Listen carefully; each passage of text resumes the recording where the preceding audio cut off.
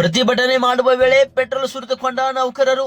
ಹೌದು, ಬಾಗಲಕೋಟೆ ಜಿಲ್ಲೆಯ ಜಮಖಂಡಿ ನಗರದಲ್ಲಿ ಇಂಥದೊಂದು ಘಟನೆ ಜರುಗಿದೆ. ಹೌದು ವೀಕ್ಷಕರೇ, ಜಮಖಂಡಿಯ ಸರ್ಕಾರಿ ಆಸ್ಪತ್ರೆಯಲ್ಲಿ ಪ್ರತಿಭಟನೆ ಮಾಡುವ ವೇಳೆ ಈ ಒಂದು ಘಟನೆ ಜರುಗಿದೆ.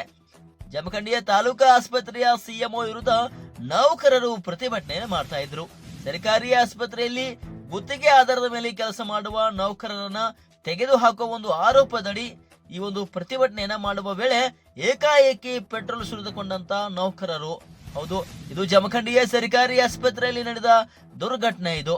ಹೌದು, 4 ನೌಕರರು ಅಸ್ತವ್ಯಸ್ತಗೊಂಡು ಆಸ್ಪತ್ರೆಯಲ್ಲಿ ದಾಖಲು ಕೂಡ ಆಗಿದ್ದಾರೆ. ಇದು ಜಮಖಂಡಿಯಲ್ಲಿ, ಇದು ಬಾಗಲಕೋಟೆ ಜಿಲ್ಲೆಯ ಜಮಖಂಡಿಯ ಸರ್ಕಾರಿ ಆಸ್ಪತ್ರೆಯಲ್ಲಿ ನಡೆದಂತ ದುರ್ಘಟನೆ ಇದು.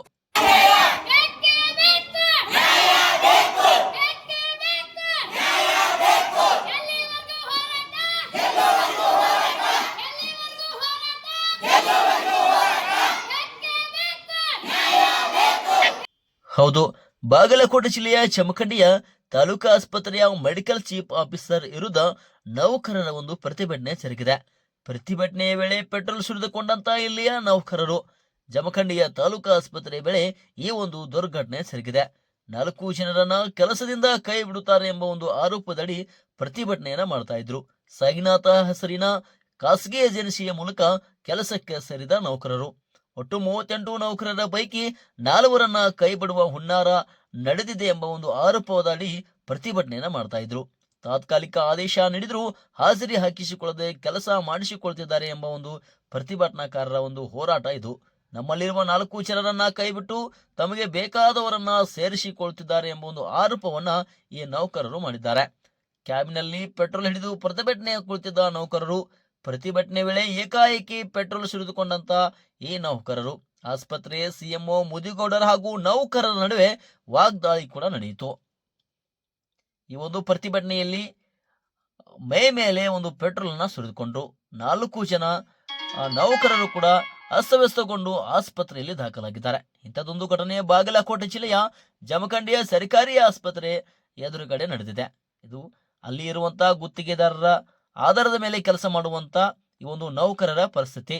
ನೌಕರರು ಪ್ರತಿಭಟನೆ ಮಾಡುವ ವೇಳೆ ಒಂದು ಮೈ ಮೇಲೆ ಪೆಟ್ರೋಲ್ ಅನ್ನು ಸುರಿದುಕೊಂಡು ಅಸ್ತವ್ಯಸ್ತಗೊಂಡು ಈ ಒಂದು 4 ಜನ ನೌಕರರು ಆಸ್ಪತ್ರೆಯಲ್ಲಿ ದಾಖಲಾಗಿದ್ದಾರೆ. ಅಕ್ಕ ಸರಿ ಸರಿ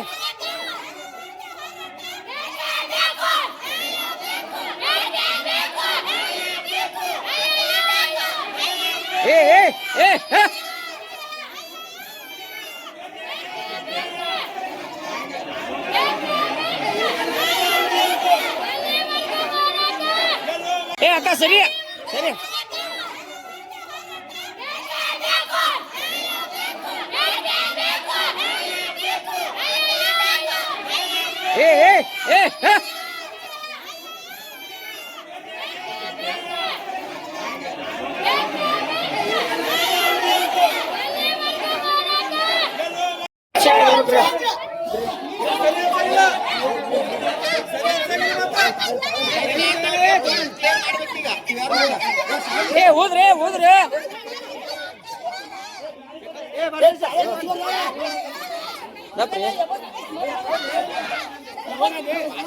ಸರಿ